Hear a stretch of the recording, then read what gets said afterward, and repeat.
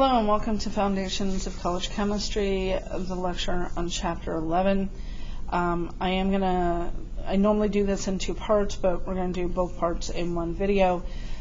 Chapter 11 has a lot in it.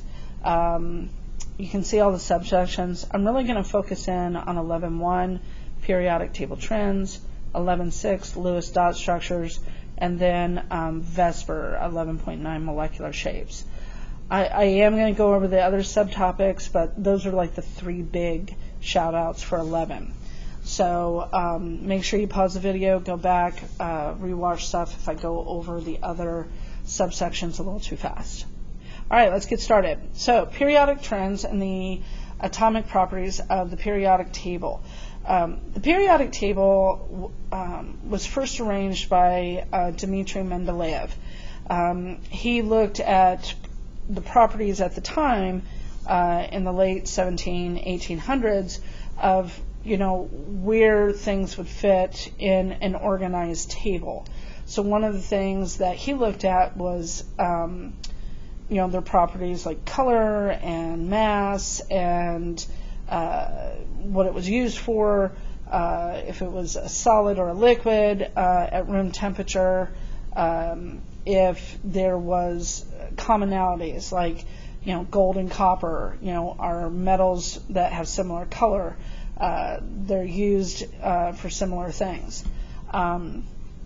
So from that we have now started not just looking at mass, but we learned about protons, neutrons, and electrons, non-metal, metal, and metalloid properties.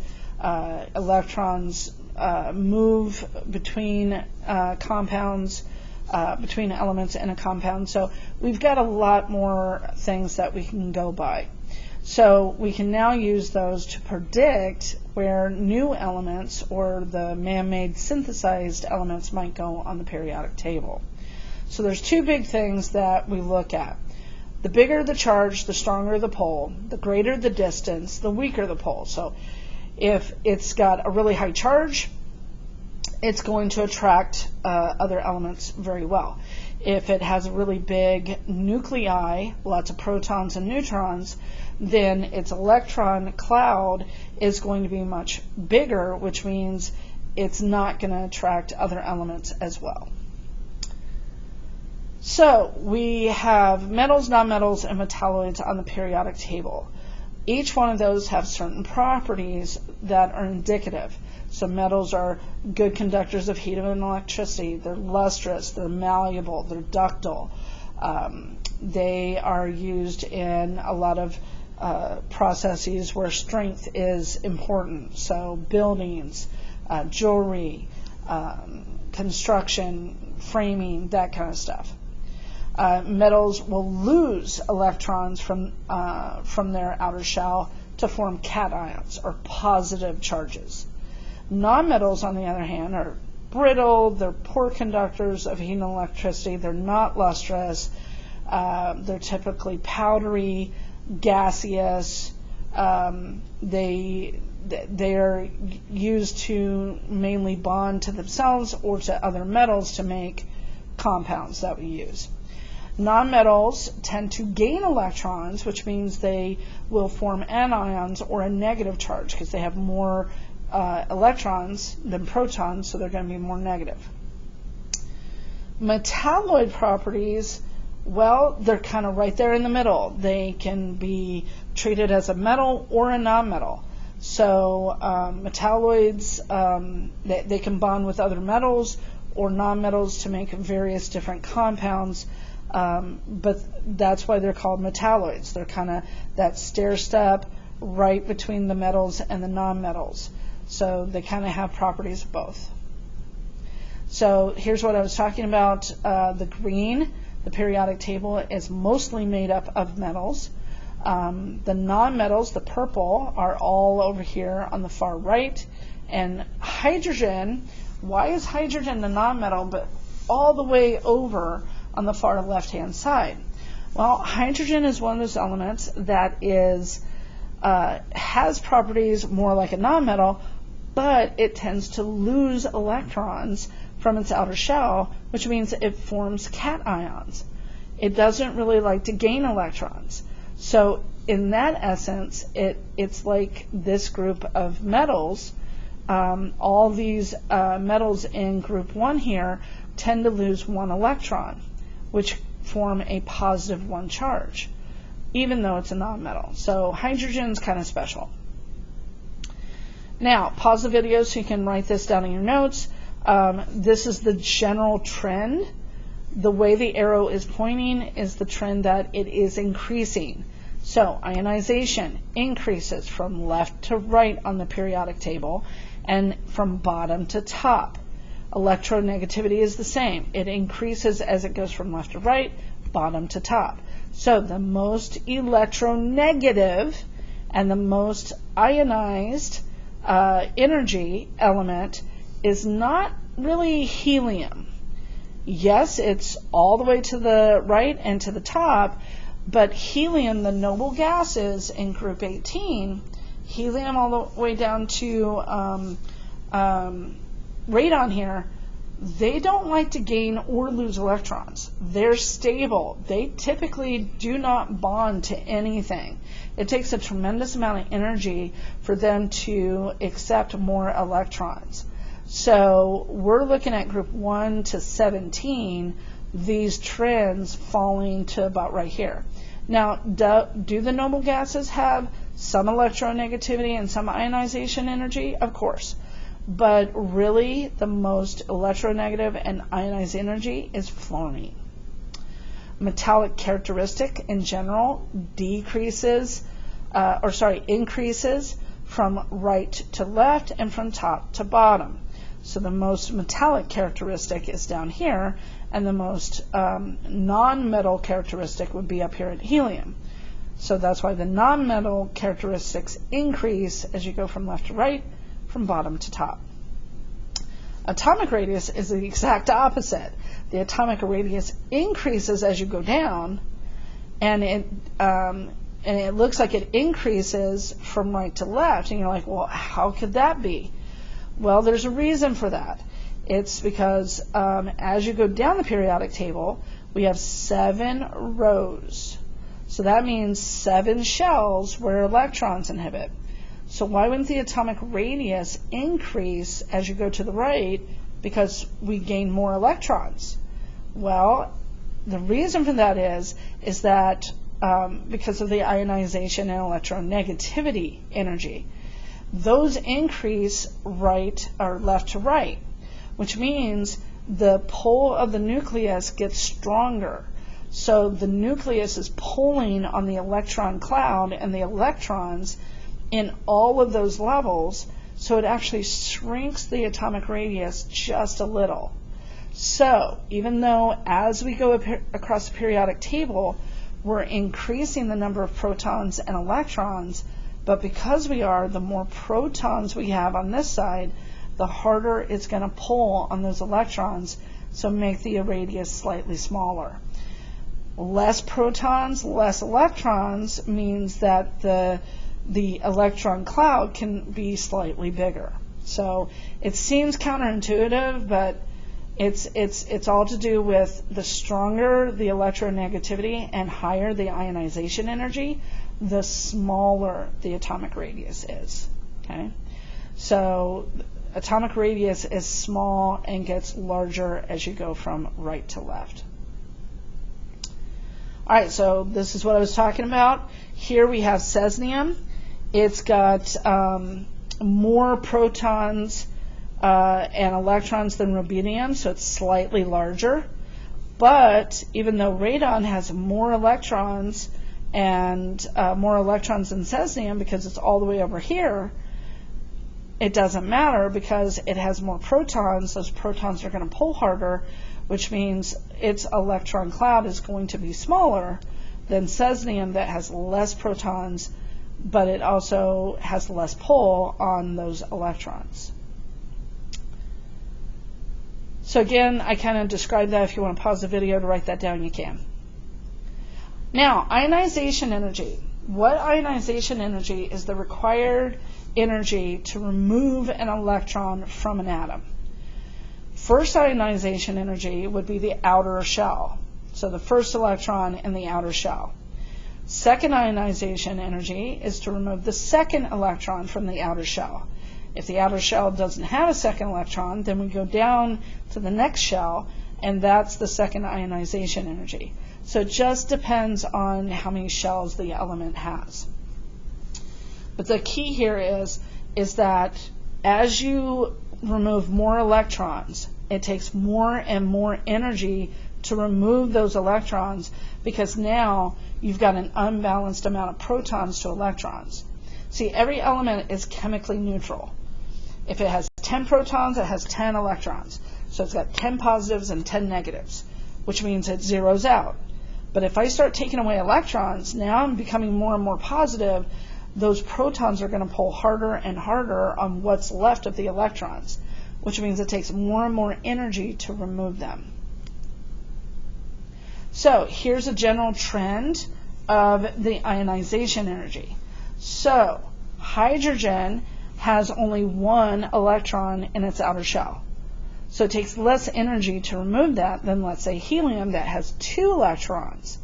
Well, to remove that last electron from helium, it takes a tremendous amount of energy to get that, because helium has 2 electrons in its outer shell, it has 2 protons, it's happy, it's neutral. It does not want to give up any electrons. So the fact that you want to take one away, it's going to take a huge amount of energy, versus hydrogen. Hydrogen only has one. And then lithium has, to remove the first electron, there's less energy needed than, let's say, beryllium that has 2 in its outer shell. Then it skips over to boron, then it successively increases. But in general, if you made all these lines straight, they would all be increasing. So potassium to krypton, that is a increasing line. But why is the line for lithium higher than sodium and potassium? Like, why wouldn't it be the exact same energy? Well, you got to remember, let's go back to the periodic table. As we go down the table, we're adding more and more shells. We have more and more protons, and we have more and more electrons. So the energy required to take away a single electron in the outer shell of potassium takes less energy, because it's farther away from the nucleus than, let's say, that one electron in the outer shell from lithium. It's in row 2, so it doesn't have that many protons, so it's going to pull on the electrons that it has, and because it only has 2 shells away from its nucleus, in general it's going to be smaller. Here, potassium has 4 shells, so just the fact that it has 4 shells holding electrons, because it's got more protons than electrons, means those outer electrons are farther away from the nucleus. Same thing with cesium. Cesium has 7 rings around, or spaces around the nucleus, so its nucleus is going to be much larger, or not nucleus, the electron cloud is going to be much larger than, let's say, lithium. So that's why it's less energy to take away that first electron from potassium, because it's got the electron cloud is farther away from the nucleus. But in general, they increase as you go across. So pause the video if you want to write down the down a group and across the period. Noble gas configurations. Now, the ionization energy for noble gas, because they're already stable at where they're at, they don't want to lose any electrons from their outer shell. Okay, so helium only has 1 shell because it's in period 1. So it's going to require a tremendous amount of energy just to remove 1. Where you jump down to lithium, not a lot of energy. But then the energy to remove the next electron from the second shell, look how much it jumps from the first.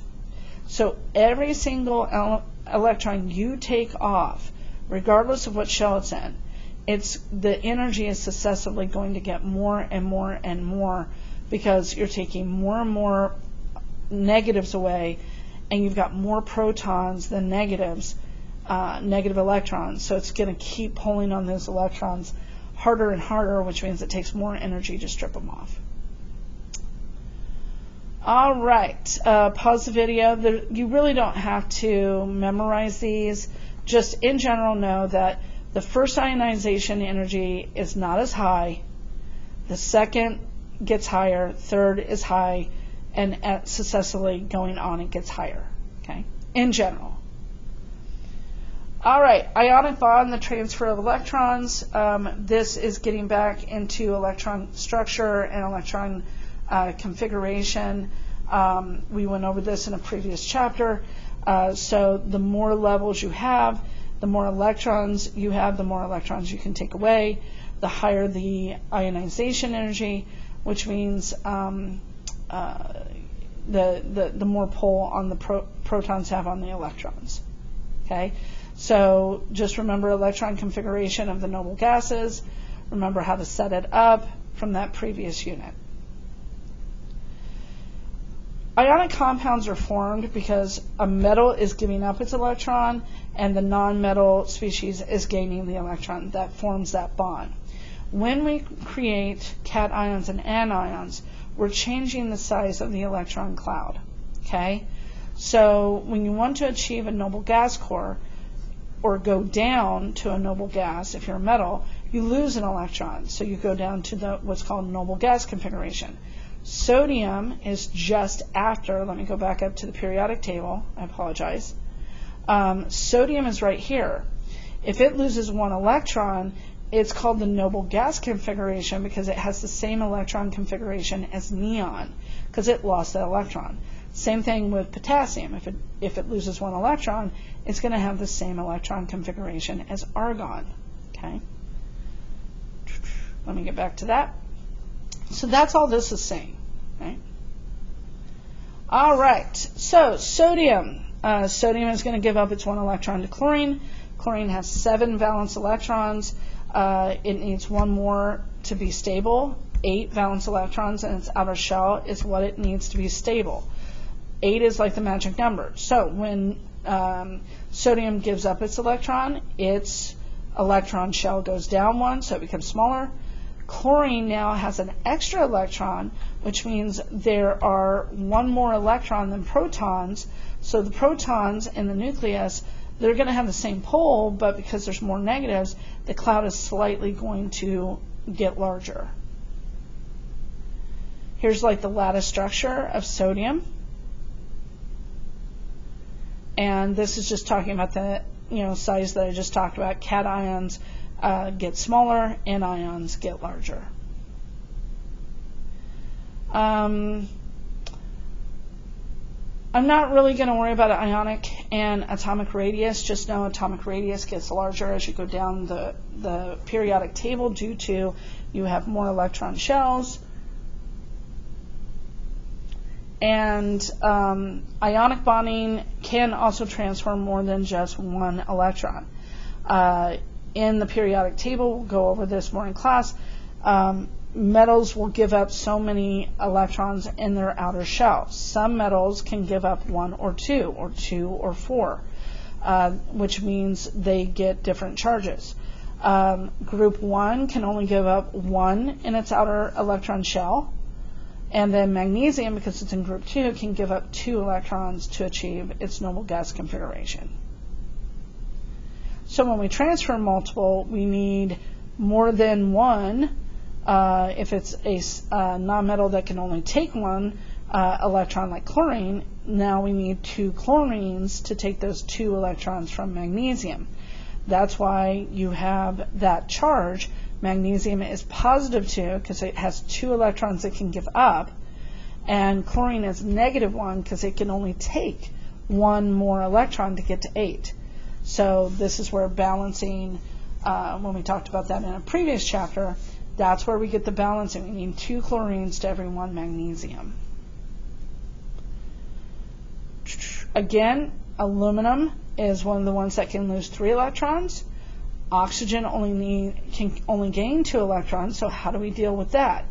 Well, we just set it up to where, we have 1 aluminum that can give up 3 electrons. So 1 electron can go to 1 other oxygen, where 2 of the electrons will go to 1 oxygen and get it filled. So now that has 8. This one only has 7. So a second aluminum can give up 1 electron to get that to 8. And then it has 2 electrons left over for a third oxygen to be filled to 8. But again, that's why aluminum has a positive 3 charge. Oxygen has a negative 2. Crisscross your charges, you get Al2O3.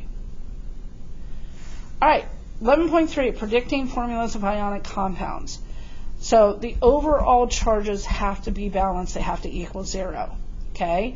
So when you're looking at, different metal and non-metal species, you have to look at the charge. How many electrons can they give up? Barium can give up 2 electrons. Sulfur can gain 2 electrons. Those cancel each other out, so it's just BAS. Here is, and we use the Lewis dot structure to represent electrons. So lithium only has 1 electron it can give up. We give it 1 dot. Magnesium has 2, so magnesium would have 2 dots. That's what the Lewis dot structure is about.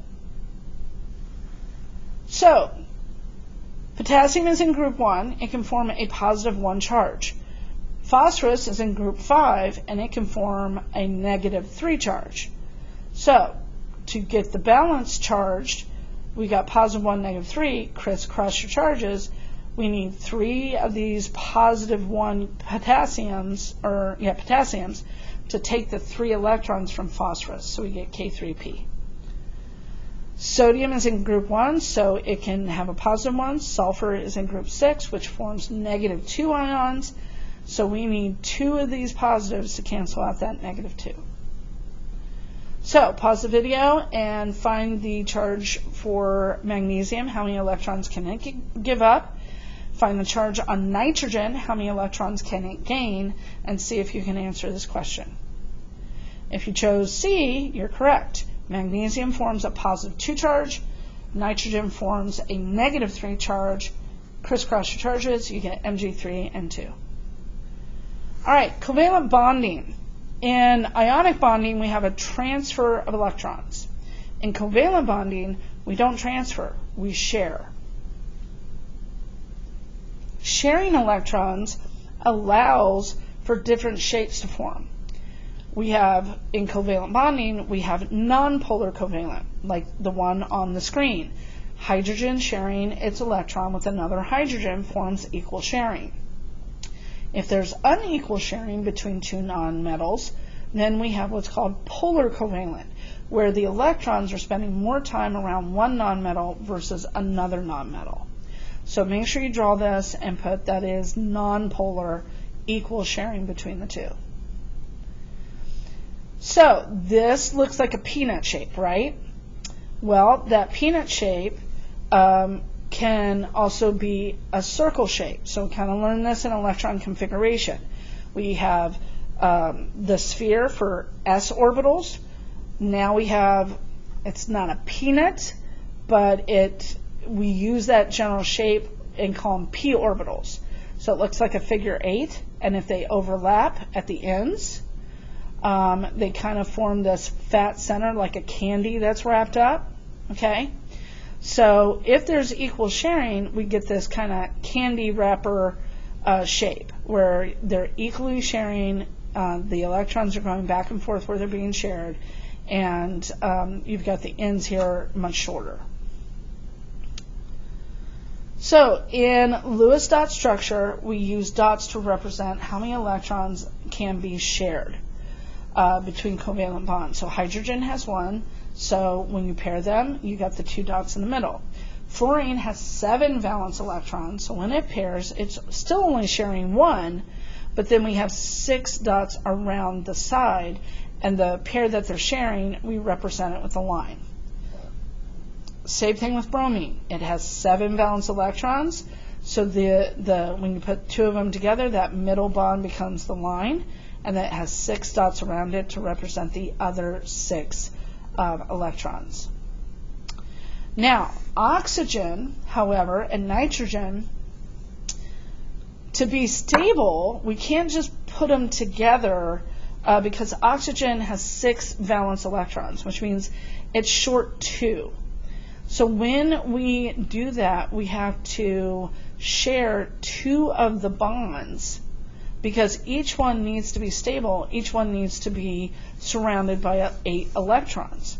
So we take 4 electrons and share the 4 electrons between the 2.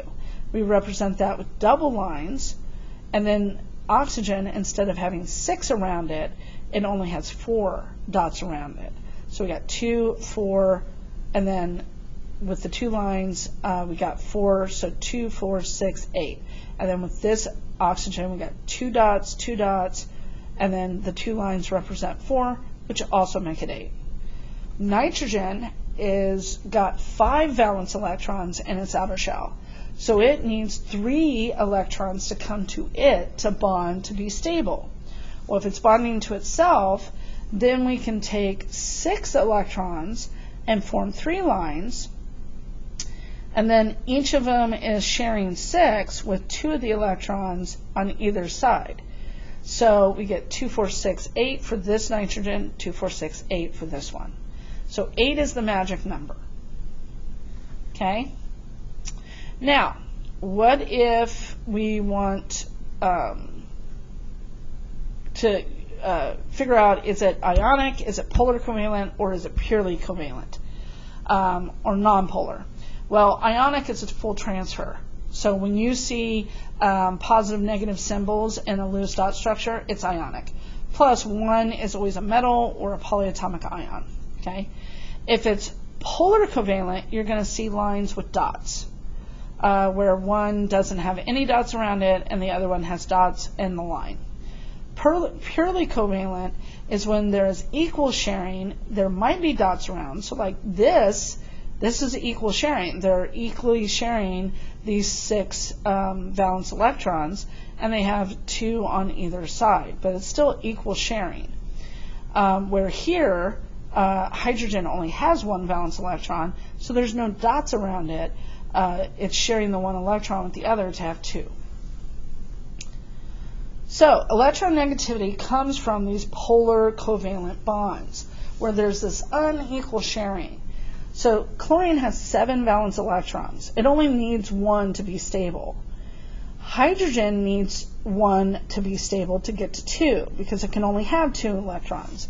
But because chlorine has so many more electrons, it's also going to pull hydrogen's electrons closer to it, and that electron is going to kind of surround and go around the chlorine more often than it goes around the hydrogen. So it causes this unequal negative positive pole.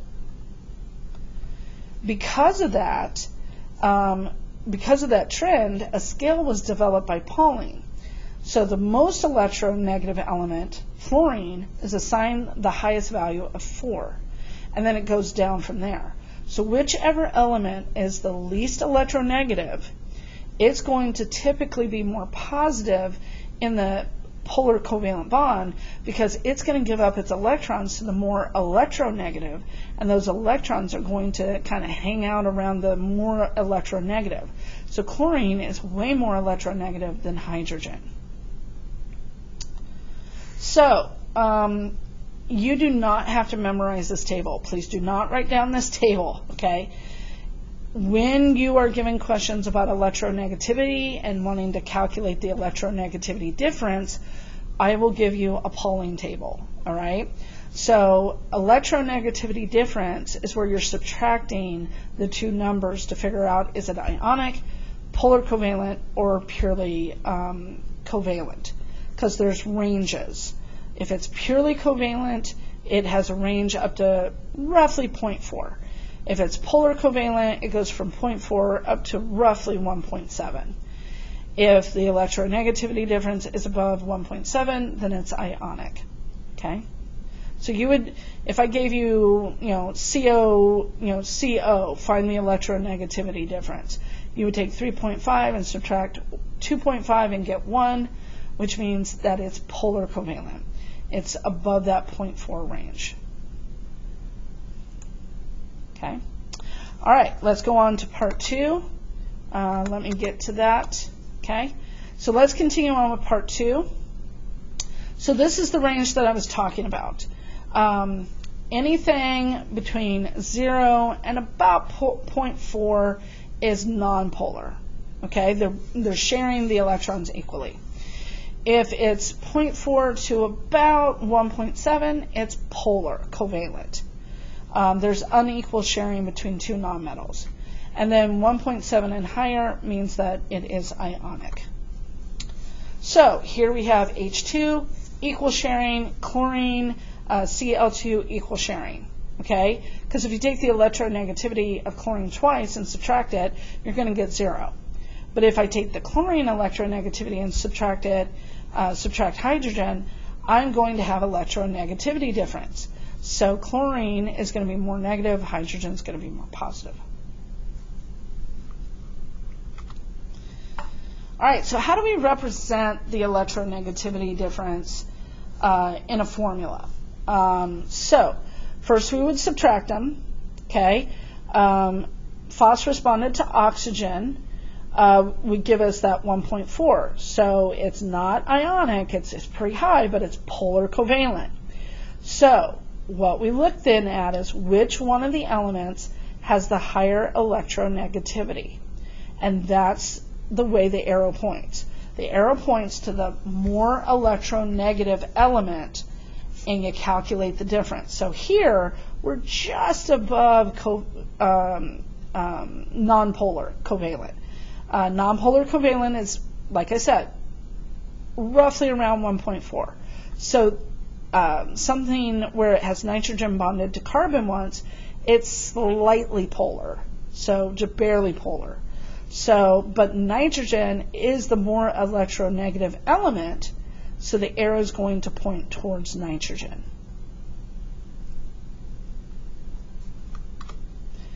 So, see, we have nitrogen here, it's 3.0, and we have carbon, and carbon is 2.5.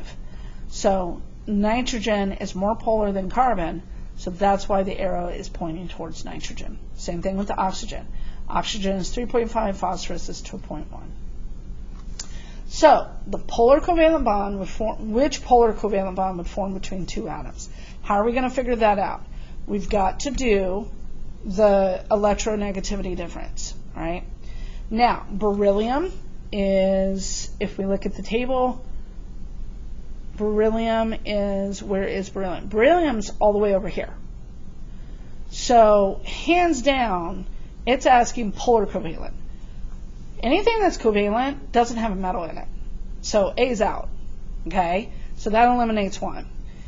If it's the same element bonded to itself, well, that's out. That's not going to be polar. 4 minus 4 is 0. So that eliminates A and D. So we're really narrowing it down to B and C.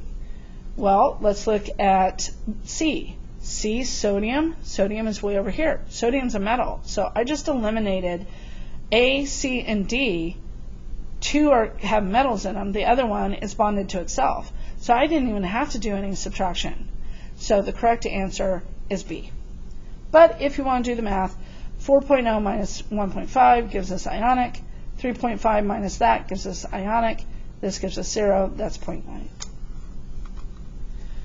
All right, so how does polarity, deal with multiple? So NH3, CO2, N2O, how do we deal with that? Well, again, the arrows always point towards the more polar or the more electronegative element, okay?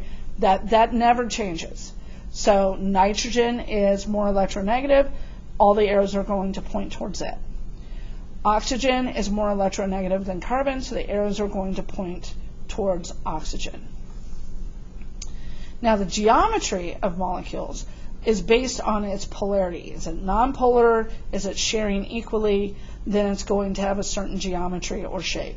If it's a polar compound, then typically, or a compound that can have something else come in and bond with it, it's called bonding sites, then typically we're going to put an arrow at that bonding site showing that it's really polar here, something can come in and bond.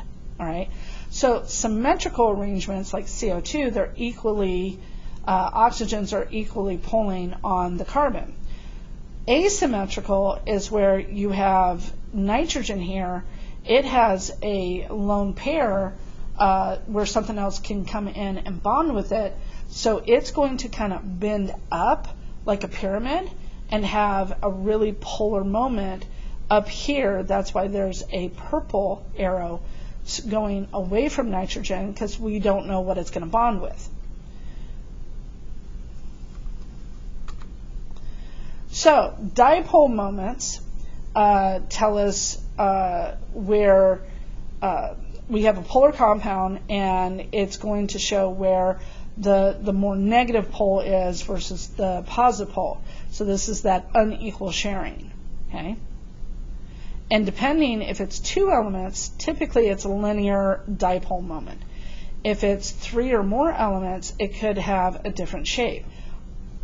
Water, hydrogen and oxygen bonded. Hydrogen gives up its electron to oxygen more, and because of oxygen being so negative, it pushes down on those bonds and it forms a bent a bent shape. Alright, so let's get into Lewis dot structures. So pause the video so you can copy the strategies. Okay, there's a really simple way to make sure everybody has 8. It's basically counting the dots and the lines. Okay, so pause the video to copy 1 and 2, and then here's 3 through 5. Okay, it's all about, you can form single bonds if you can put the single bond, the single line, and enough dots around everything so it represents every element having 8. If you can't do that, then you got to do double or triple bonds needed to show that each element in the compound has 8 valence electrons around it. All right, so you add up the number of valence electrons in the compound. So we have NF3. So nitrogen has 5 valence electrons. Fluorine has 7, but I have 3 of them in the formula. So it's 3 times 7. So we have 26 valence electrons. Okay? 26. So we do the skeletal. We put the nitrogen in the center. Fluorine, yes, is the most electronegative, but you want to put the least electronegative in the center. That's the general rule. The least electronegative goes in the center. The one that the bonding is going to show the bonding sites. Okay, so then we put a line between all the 3 fluorines. Okay, so it's the total amount of the valence electrons, and then we want to subtract the lines to see how many dots we have left.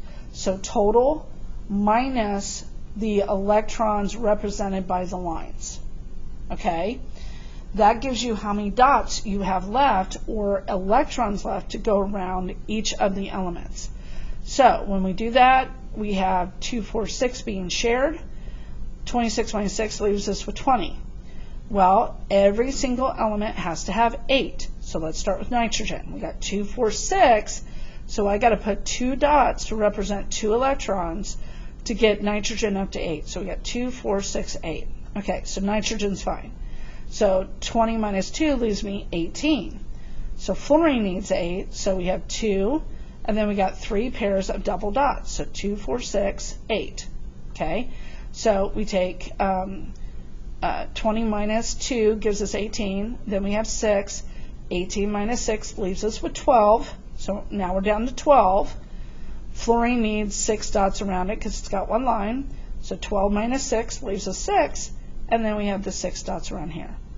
So typically, to make sure you drew it correctly, it's the total number of valence electrons minus the lines, the electrons being represented by the lines, minus the dots, gets you to 0. Okay? All right, so then how do we know if we need double or triple bonds? Well, we've got to make sure everybody has 8. So carbon has 4, Hydrogen has only one, but there's two of them, so 2 times 1. And then oxygen has 6. So that's 12 total valence electrons. Carbon always goes in the center. Make the skeletal arrangement, one line for everybody.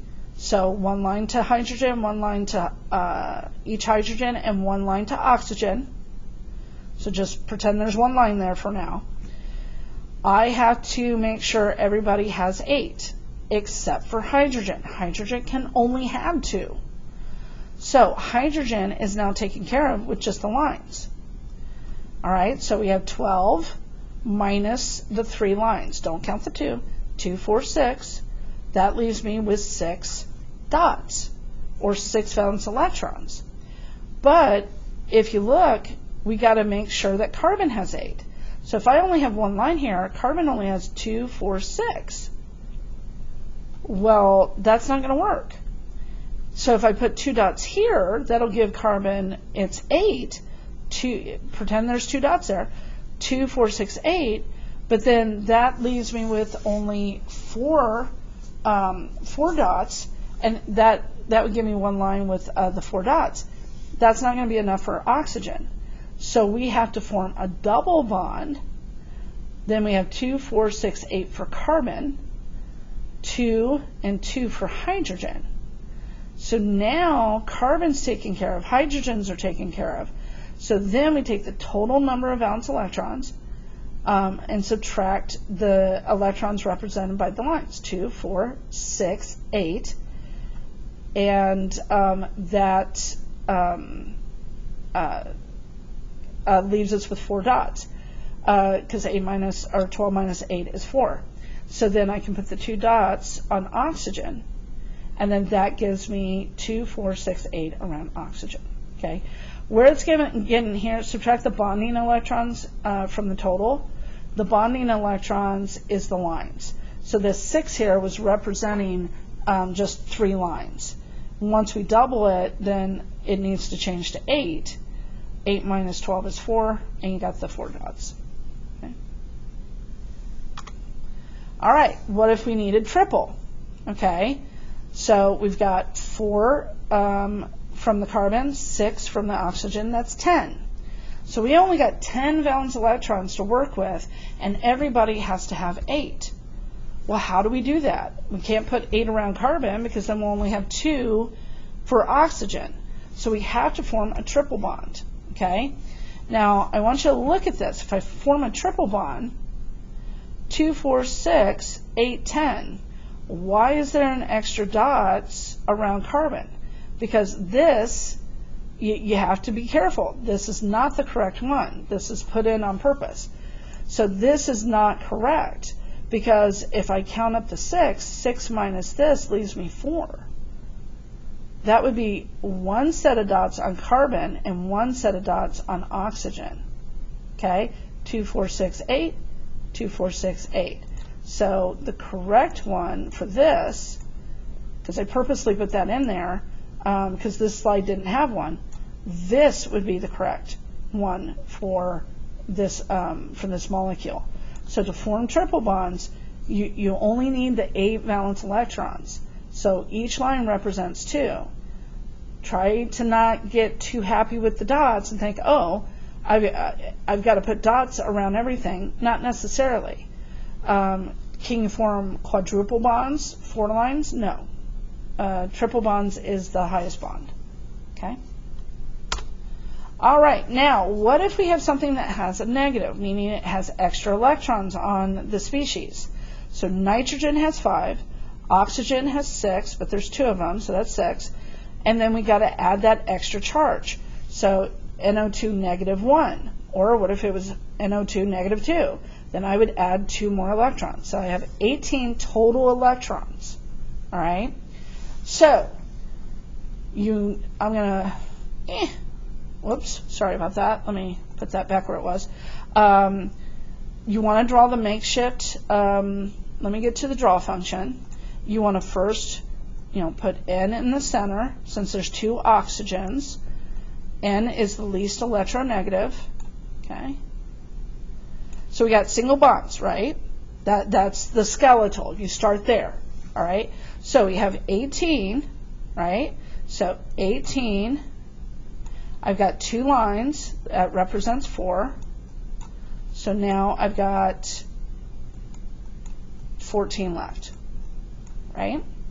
Now everybody's got to have 8. So I could start with the dots and say, okay, I'm going to give nitrogen two pairs of dots, and I got 2, 4, 6, 8.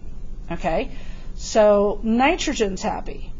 So if I do that and I say, okay, I just added 4 dots, and I subtract that, I get 10. Well, 10 dots left between 2 oxygens isn't going to work. Because, I mean, 1, 2, 3, 4, 5, 6. Now I got 2, 4, 6, 8. This oxygen's fine. But I had 10 left, and if I subtract 6, that leaves me with only 4. So if I put 4 around this guy, I got 2, 4, 6. So nitrogen's good with 8. This oxygen is good with 8, but this one isn't. So that's why we got to form this double bond. So we essentially erase this right here. Whoops, thought I erased that. And what we end up doing is bringing that over and putting it here. And then because we had that extra negative is why you have to have the brackets with the negative on the outside of it. Okay. Now, could I also draw, let me do this. Could I draw it like this and put those dots there and erase a set of dots on this guy? If I can get the dots to erase. Is that correct? Yes, it is. The double bond can go on either side. You just got to be careful. Whichever one has the double bond only gets 4 dots. Notice how the dots are drawn here and on the bottom, and on my drawing I put a pair at the top and bottom. That's correct too. Okay. Which is what the next slide showed. So these are called resonance structures, to where you can draw them 2 different ways and still be correct. That's pretty much what resonance is. All right, Lewis structure of CO3 -2. So we take the valence electrons for a carbon is 4. Oxygen has 6, but there's 3 of them, so 3 times 6. And then we have a -2 charge, which gives us 24 total electrons. So you do the skeletal, carbons in the center, 1 line for each. Figure out how many valence electrons that leaves you. You're going to notice that you can't get carbon to be satisfied. You can get the oxygens to be satisfied, but carbon won't, with just 3 lines. So on one of the oxygens, we have to form a double bond to give carbon its 8. So 2, 4, 6, 8. And then we use the rest for the dots. Now, this has 2 resonance structures, because I could put the double bond here, I could put the double bond here, or I could put the double bond there. All right? Just whatever has the double bond, it only has the 2 dots on that oxygen. So the double bond could be on the left, it could be at the top, or it could be on the right. All right, 11.8, compounds containing polyatomic ions. How do we deal with that with Lewis dot structures? Well, we're still looking at the charges, but because it's a polyatomic, typically it always has a metal, and then the polyatomic is 2 nonmetals bonded together to form a charge. So all you have to understand is that there's a transfer of electrons. So you're going to have the sodium in brackets with the +1 charge, and then you draw just the structure for the CO3 with the -2. So the CO3 is this one. So you would draw one of these, and then have you would have sodium in brackets over here. So let me draw that. You would just place sodium in brackets here. Oh, that's a bad N. And put its positive charge. And because this is -2, you need to make sure you have 2 sodiums with its positive charge that represents that one of the electrons from this sodium went to the CO3, and this sodium's electron went to the CO3, giving it its -2 charge. All right, VSEPR theory. This is valence shell electron pair repulsion theory. This is the shape a compound takes based on all these double and triple and single bonds, and if there is a lone pair around the central atom, like in nitrogen, NF3, how is it going to form a shape? That's all VSEPR is, okay? So water, because oxygen is so much more polar and it's going to kind of essentially steal those electrons from hydrogen, it's going to form a V or bent shape. Because double and triple bonds are very rigid, they will always form linear shapes, just straight lines, okay? Then we get into elements or compounds that have a single central atom with 3 elements surrounding it, okay? You can have trigonal planar, trigonal bipyramidal, or pyramidal, all right? Trigonal planar is where it's like a flat. It's like a triangle laying flat on a desk.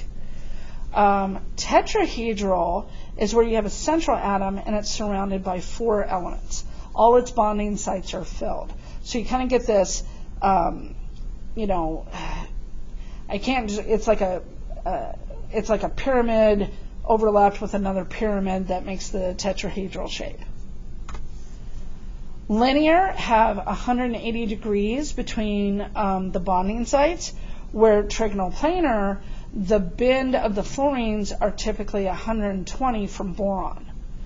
So trigonal planar geometry results in a flat surface kind of triangle with 120 between each fluoron and boron, and each fluoron on the bottom portion.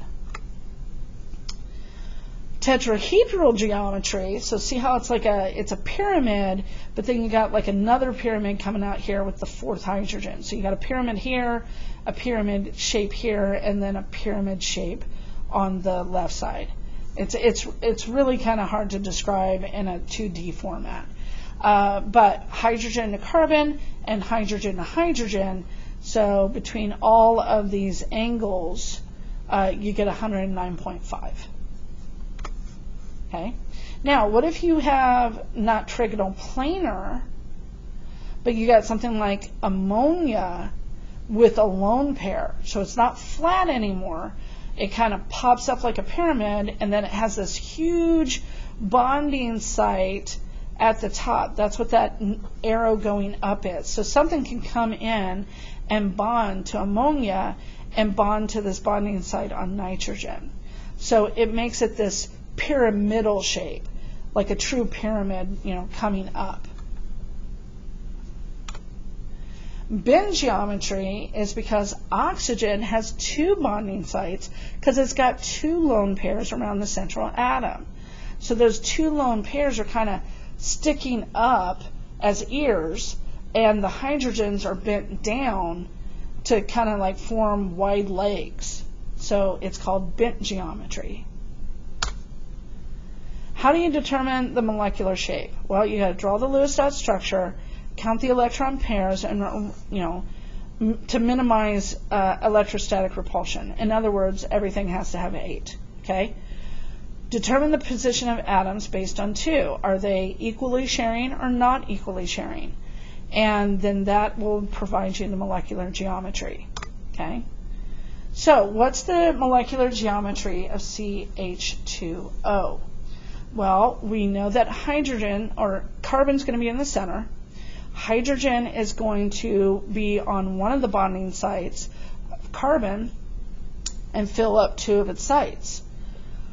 Because oxygen, carbon needs to have 8, it's going to form a double bond with oxygen. So that double bond is going to be rigid, where the hydrogen is going to kind of stick out and bend down because oxygen has 2 lone pairs. So we get oxygen with its 2 lone pairs double bonded, making a rigid thing. Hydrogen sticking out at an angle. So then we get this trigonal planar. And because of that rigidness, it's not going to pop up, it's going to be flat. So it won't pop up like BF3, or not BF3, NH3, like ammonia, because carbon doesn't have a lone pair around the center. What about pH3? Well, phosphorus can form 3 bonding sites with the hydrogen, but phosphorus still has 2 valence electrons, so it has a lone pair. So because it has that lone pair, unlike the other one, it's going to have that huge area bonding site that's going to bend down the hydrogens like a tripod, so it's going to be pyramidal. Trigonal planar is like the base of the triangle, but it's not popped up. If it's popped up, because there's a lone pair around the central atom, you get pyramidal. If something comes in and bonds with that bonding site, so like if something came in and bonded with the phosphorus here, that would shift the hydrogens and it would make a 109.5 degree angle, which would make it tetrahedral. What about CCl4? Well, carbon has 4 valence electrons, chlorine has 7, but there's 4 of them. And because chlorine is going to take 1 electron from the carbon, that means it's going to form 4 bonding sites, so there's no lone pairs around the central atom. So that makes tetrahedral. What about, is it polar? So it's the same one. So we have all of these surrounded equally around carbon. Each of them has 8 electrons. If the angles are all the same, would that make it polar or nonpolar? Well, because it's arranged symmetrically and all the bonds are equal, it is nonpolar. What's the molecular geometry of CO2? Well, we saw that before. Carbon has 4 valence electrons. Oxygen has 6, but there's 2 of them. And carbon needs to have 8 electrons around it. So it's going to form double bonds, which are rigid, which means it forms a linear geometry. All right, here are your learning objectives for Chapter 11. Pause the video if you need to write them down. If you have any questions, please ask me in class.